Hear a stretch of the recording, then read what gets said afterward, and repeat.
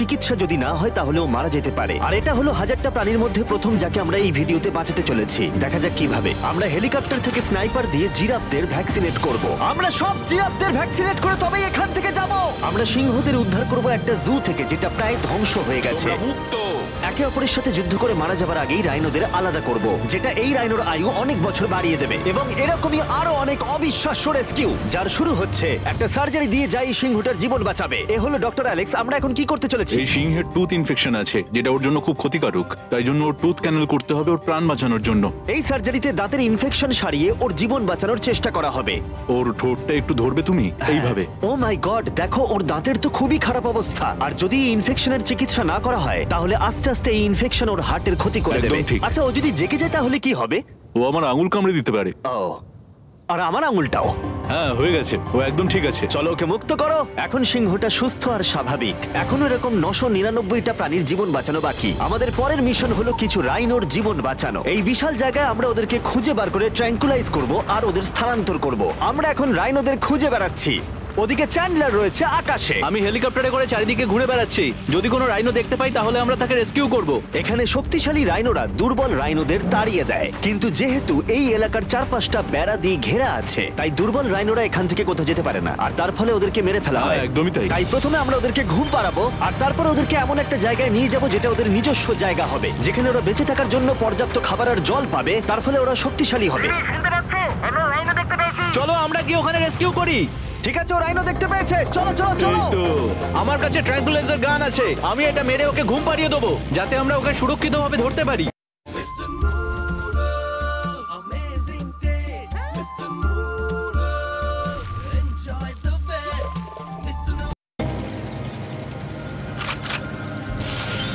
আমরা পেরেছি। Chandler রাইনোকে hit করেছে। চলো চলো।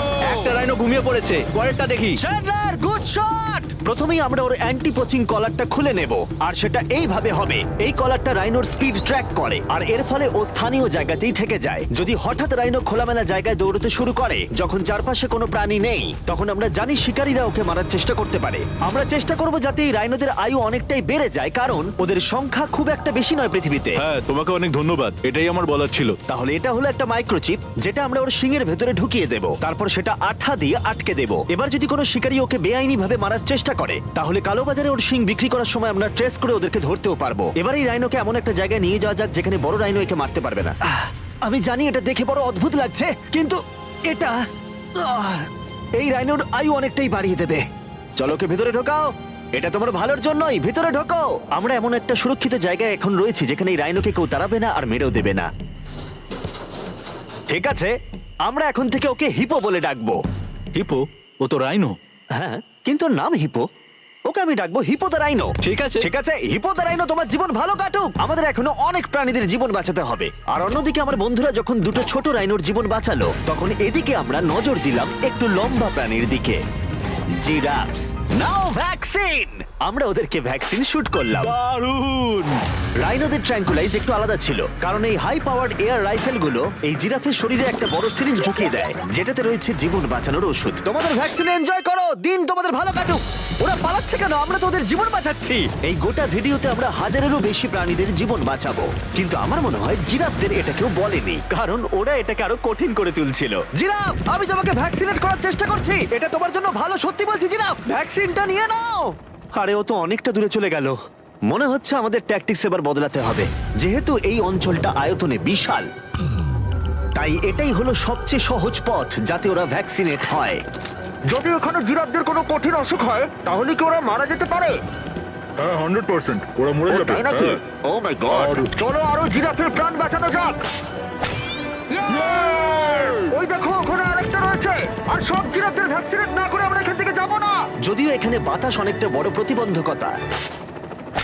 তুমি এখন ওষুধ পেয়ে গেছো, ভালো থেকো। আমি আরো সাহায্য চাইলাম যাতে যতটা বেশি সম্ভব প্রাণীদের আমরা বাঁচাতে পারি।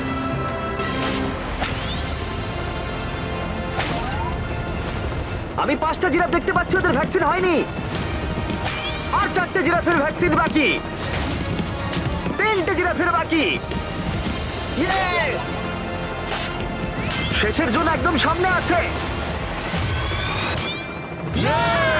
দেখো 5 জনকে দেওয়া হয়ে গেল। আমরা ওদেরকে শুট করছি, যদিও আমরা ওদেরকে মারছি না, ওদের জীবন বাঁচাচ্ছি। ঠিক জায়গায় লেগেছে। যখন আমরা ওখান থেকে বেরোলাম তখন প্রায় 70টা জিরাফের ভ্যাকসিনেশন হয়ে গেছে। তার মানে এখন অব্দি 74টা প্রাণীর জীবন বাঁচানো হলো। আমরা দেখতে পাচ্ছিলাম আমাদের প্রচেষ্টা ক্রমশই কঠিন হচ্ছে। হ্যাঁ ওটাই তো, একদম সুস্থ হয়ে গেছে। ভাই, কে জানতো জিরাফদের ভ্যাকসিনেশন করা এতটাই মজাদার হতে চলেছে। কিন্তু এখনো আমাদের প্রচুর প্রাণীদের জীবন বাঁচানো বাকি রয়েছে। তাই আমরা সাউথ আফ্রিকায় কাজ সম্পূর্ণ করে চলে গেলাম ইউক্রেনে, যেখানে যুদ্ধ জুগুলোকে ধ্বংস করে দিয়েছে, যেখান থেকে লায়নদের উদ্ধার করে মেকশিফট শেল্টারে রাখা হয়েছে। কিন্তু যেহেতু এখনো যুদ্ধের আশঙ্কা রয়েছে, আমরা ওদেরকে অন্য জায়গায় উড়িয়ে নিয়ে যাব। তাই আমরা এই বিশাল কার্গো প্লেনটা নিয়ে এসেছি, যাতে আমরা ইউক্রেনের সীমানার বাইরে এই প্রাণীগুলোকে উড়িয়ে নিয়ে যেতে পারি। ওরা এই প্লেনটা দখল করে নিয়েছে, এখানে আর কোনো সিট নেই। 3টে লায়নই এই প্লেনে ফার্স্ট ক্লাস টিকিট পেয়েছে। আর ওয়াইল্ড লাইফ কনজারভেশনিস্ট অ্যান্থনি পেনিস্টনের সাহায্যে আমরা ওদেরকে 7000 মাইল দূরে সাউথ আফ্রিকায় উড়িয়ে নিয়ে গেলাম, এই অভয়ারণ্যে, যার নাম লায়ন ওয়াচ, যেখানে লায়নরা প্রায় 14 একর মুক্তাঞ্চলে স্বাধীনভাবে ঘুরে বেড়ায়।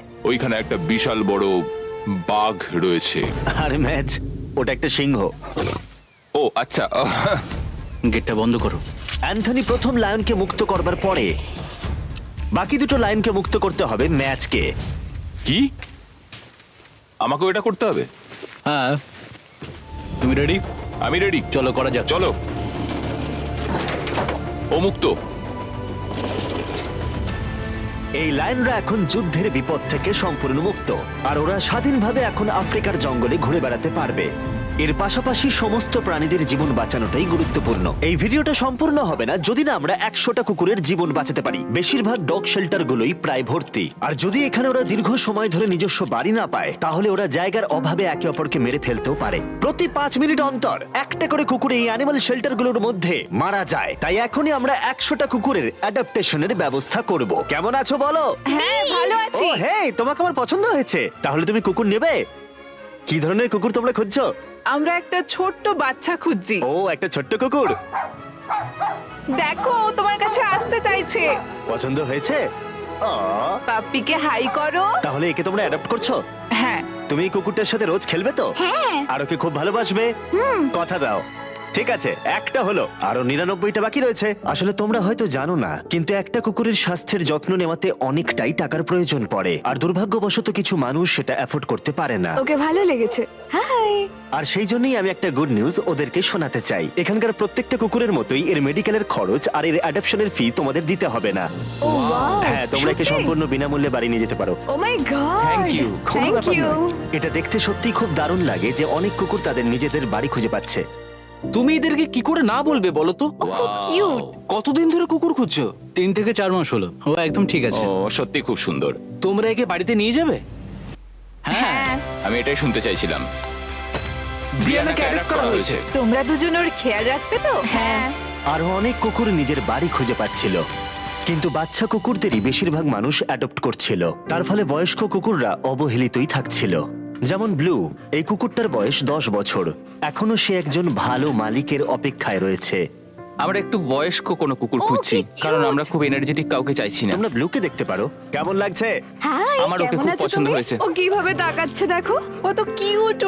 ও তোমাদের সাথে খুব ভালো থাকবে। Thank you so much. কিন্তু আমাদের কাজ এখনো শেষ হয়নি। যত দিন যেতে লাগলো আমরা দেখতে পাচ্ছিলাম প্রচুর কুকুর তাদের ভালোবাসার বাড়ি খুঁজে পাচ্ছিল। ওকে তোমরা নিচ্ছ? হ্যাঁ নিচ্ছি। দারুণ ব্যাপার।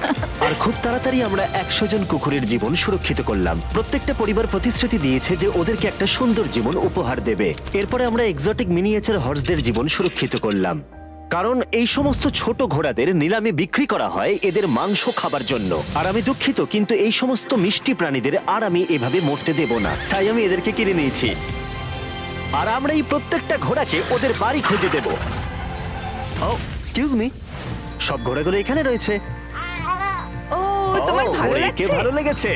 তোমাদের আরো ঘোড়া চাই? না, আমার কাছে বাড়িতে একটা আছে। তার মানে তোমরা ঘোড়া অ্যাডাপ্ট করছো এর জন্য? একদমই তাই। ও তাই নাকি? যাতে ও বড় হয়ে ঘোড়ায় চাপতে পারে। ও, তোমার পছন্দ হয়েছে? খুব ভালো। একে কারোর অপছন্দ কি করে হতে পারে? আমি চাই এবার ঘোড়াগুলো নিজেরাই ডিসিশন নিক যে ওরা গাড়িতে উঠবে কিনা। দেখি একটু চেষ্টা করি। আমি তোমাদের 10,000 করে দেবো যদি তোমরা গাড়িতে ওঠো। ও এটা দেখো, ওদের দেখো। এটা দেখো, এটা কাজ করেছে। তোমরা এখানে একজনকে অ্যাডপ্ট করতে এসেছিলে আর এখন দুজনকে নিয়ে যাচ্ছ। একে পটেটো চিপসের মতো দেখতে। এদের খাওয়া যাবে না। ঠিক বলেছো। আসলে আমি আরেকটাকে বাড়ি নিয়ে যেতে চাই না, কিন্তু তাও আমি না বলবো না। তাহলে কি তোমাদের আরেকটা লাগবে? না, আসলে- থাক, থাক। ওরা ভালোবাসার বাড়ি খুঁজে পেয়েছে। এদেরকে তোমাদের পছন্দ হয়েছে তো? ও দেখো এটা কত সুন্দর। এটাই এই ভিডিওর উদ্দেশ্য। আর আমাদের শেষ 3টে ঘোড়া অ্যাডপ্ট হয়ে যাওয়ার পরে কি মিষ্টি ঘোড়াটা, তাই না? হ্যাঁ, আমরা 4টে গাধাকে ওদের বাড়ি খুঁজে দিলাম যেখানে ওরা একসাথে থাকবে। আর এখন আমরা বিশ্বের সবথেকে বড় পাখিকেও ওর বাড়ি খুঁজে দেব। এখন আমরা আছি মায়ার অ্যানিমাল স্যাংচুয়ারিতে। আর আমার মনে হয় এটা ভাবতে খুব অবাক লাগবে, কারণ ও ফান্ড তৈরি করে একটা 24/7 টুইচ লাইভ স্ট্রিমের মধ্য দিয়ে, যেখানে তোমরা প্রাণীদের প্রয়োজনীয় জিনিসের জন্য ডোনেট করতে পারো। আর এই লাইভ স্ট্রিমে ডোনেট করা টাকা দিয়ে অনেক পশু পাখিদের যত্ন নেওয়া হয় আর এই বিশাল স্যাংচুয়ারির দেখভাল করা হয়, যেখানে প্রচুর বন্য প্রাণী আছে যাদের দেখভাল করার জন্য মায়া নিজের গোটা জীবনটাই উৎসর্গ করেছে। এসো, তোমরা ভেতরে এসো। ওই দেখো, ওই ওপরে মোমো বসে আছে। মোমো মোমো তো খুব মিষ্টি। ও স্ক্রিন পছন্দ করে। তোমার কাছে ফোন থাকলে ওকে নাকি? দেখাতে পারো। ও তোমরা শুধু আমাদের ভিডিও পছন্দ করে তাই নয়, তার সাথে বাদররা করে দেখছি। ও সত্যিই অদ্ভুত। এ হলো উইনি দ্য মু। এই স্যাংচুরির ফান্ড জোগাড় করতে, যেটা হলো একটা নন প্রফিট অর্গানাইজেশন, উইনি দ্য মু 24/7 লাইভ স্ট্রিমে সর্বদা থাকে। আর তোমরা যদি ডোনেট করো যেমনটা আমি করলাম, তাহলে এরা ওর ভালো যত্ন নেবে আর ও ভালো ভালো খাবারও পাবে। এটা খুবই ভালো যে ও একটা দারুণ উপায় পেয়েছে এই স্যাংচুরিকে দেখভাল করার জন্য। এটা কিন্তু সত্যি দারুণ। হ্যাঁ, সত্যিই দারুণ। এবার আমাদের এখানে আসার কারণটা বলি। স্টম্পি নামের এমু, কি খবর? কেমন আছো স্টম্পি? স্টম্পি এখানে গরু, ঘোড়া আর ডঙ্কিদের সাথে থাকে। আসলে আমি তোমাদেরকে বলে রাখি, স্টম্পি বিশ্বাস করে ও নিজে একজন ঘোড়া, যেটা আসলে ভালো নয়, কারণ ও ঘোড়াদের খাবার খাচ্ছে। যে কারণে আমি আর লোজ মায়ের সাথে পার্টনারশিপ করে একটা এমুর স্যাংচুয়ারি তৈরি করব। এটা এখনো তৈরি হয়নি, কিন্তু তৈরি হয়ে গেলে দারুণ লাগবে। এর সাথে লোজকে আমি একটা বড় ধন্যবাদ জানাতে চাই, যার জন্য এই প্রজেক্টটা সম্ভব হয়েছে। লোজ এই কাজটা করতে শুরু করেছে বন্যায় এই এলাকাটা ক্ষতিগ্রস্ত হবার পর থেকে। আর এই বছর লোজের 10 মিলিয়ন স্কোয়ার ফিট জুড়ে কাজের একটা অংশ হলো এই স্যাংচুয়ারির অবস্থার উন্নতি ঘটানো। আমরা স্টম্পিকে কিভাবে আরো সাহায্য করব? আগে আমরা এখানটা বেড়া দিয়ে ঘিরে দেবো। আমি এর আগে কখনো বেড়া তৈরি করিনি। ঠিক আছে, প্রথমে বেড়াটাকে সোজা করতে হবে। মায়া, তুমি কি করে এত সহজে কাটছো? মায়া, তোমার সামনে আমাকে দুর্বল লাগছে। যখন এখানে কোনো প্রয়োজন পড়ে লোজ সাহায্য করতে এগিয়ে আসে, এমনকি স্টম্পির জন্য বেড়া তৈরি করতে হলে। আমরা এখানে গাছটা পুঁতবো, একটা গর্ত করো। হ্যাঁ, Yes, ma'am. এখানে। তোমাকে একটা অবলং শেপ বানাতে হবে আর একটা প্রশ্ন, এই অবলংটা আসলে কি? হট ডগের মতো। ঠিক আছে, আমি বুঝতে পেরে একদম। গেছি। ভালো করে খোঁড়ো, এটা হচ্ছে না। এই তো খুব ভালো। ভালো করে মাটি বার করো, তারপর এটা পুঁততে হবে এইভাবে। আর যদি তোমরা জানতে চাও লোজ কিভাবে তার সাহায্যের হাত বাড়িয়ে দেয়, তাহলে ডেসক্রিপশনের লিংকে ক্লিক করো অথবা এখানকার ওয়েবসাইটে যাও, আর সেটা এক্ষুনি। এবার আমরা দেখবো স্টম্পির জন্য নতুন বাড়ি কেমন হতে পারে, আর ওর সাথে ওর নতুন গার্লফ্রেন্ডেরও পরিচয় করে দিই। তুমি এখন মুক্ত। তোমার নতুন বাড়ি তোমার কেমন লাগছে বলো স্টম্পি?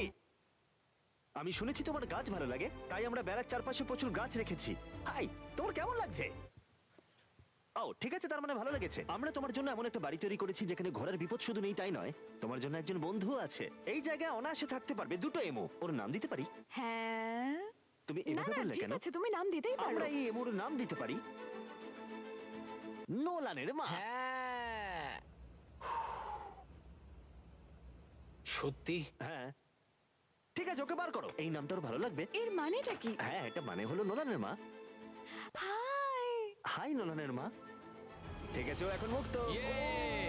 Yes! কিন্তু শেষ করার আগে আমরা এখন রয়েছি উলফ স্যাংচুয়ারিতে, যেটা মায়া তৈরি করতে চায়। তোমার চোখের কাপড় খুলে ফেলো। আর উলফ স্যাংচুয়ারি গড়ে তুলতে আমরা এখন তোমাকে দিতে চাই $50,000 ডোনেশন, যাতে তোমাদের কাজটা আরো সহজ হয়। এই বছরের শুরুতে মায়ার অ্যানিমাল স্যাংচুয়ারি টেক্সাসের বন্যায় অনেকটাই ক্ষতিগ্রস্ত হয়েছিল, আর সত্যিই এটার পুনর্গঠনের দরকার ছিল। কিন্তু লোজকে ধন্যবাদ, মায়া এখন সহজেই তার উলফ স্যাংচুয়ারি গড়ে তুলতে পারবে। এটা সত্যিই দারুণ। Thank you so much. এরপরে আমরা দুজন সি লায়ন্সের জীবন বাঁচাবো, যার শুরু হবে রকিকে দিয়ে, দুর্ভাগ্যজনকভাবে যার মাথায় বুলেট লেগেছিল। এই ভিডিওটা অ্যানিম্যাল সেভিং নিয়ে, আর আমরা রকির সমস্ত খরচের দায়িত্ব নিচ্ছি। Thank you so much. Surgery হবার পর সুস্থ হতে ওর একটু সময় লেগেছিল।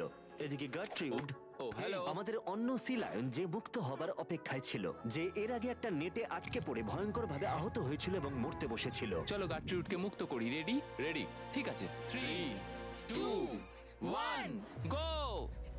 ও ওকে দেখো কত ও খুশি। কি আনন্দিত, দেখো একবার। ও সমুদ্রের আওয়াজ শুনতে পাচ্ছে। ওকে দেখো। দেখো, ও চলে যাচ্ছে। ও সমুদ্রের দিকে চলে যাচ্ছে। দারুণ! তুমি মুক্ত। তুমি মুক্ত গাট্রিউড। ইয়ে, দারুণ!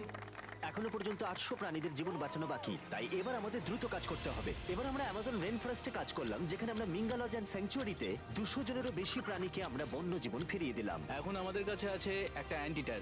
সত্যি বলতে এখানে আমরা এরকম লুপ্তপ্রায় প্রাণীগুলোকে পাই। ও মাই গড, ও খুব ছোট্ট আর মিষ্টি। ওপরে ওঠে আস্তে আস্তে। বাই। এই প্রাণীরা ও উঠছে।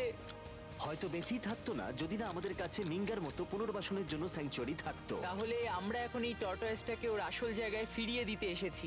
আর ওদেরকে মুক্ত করা হলো, কিন্তু আমাদের কাজ এখনো শেষ হয়নি, কারণ ইউএসএ তে ফিরে এসে আমরা আরো 100 জন প্রাণীর জীবন বাঁচালাম। যেমন এখানে রয়েছে wild life critter circle of life, যেখানে 47 জন আহত এবং অসহায় প্রাণীদের চিকিৎসা করালাম, যার মধ্যে রয়েছে ব্ল্যাক উলফ, যার নাম হলো ড্রেকো। ওকে লুসিয়ানায় গুলি করা হয়েছিল। যখন ও এখানে এলো তখন দাঁড়াতেও পারছিল না, আর এখন ওকে এইভাবে দেখে আমি খুব খুশি।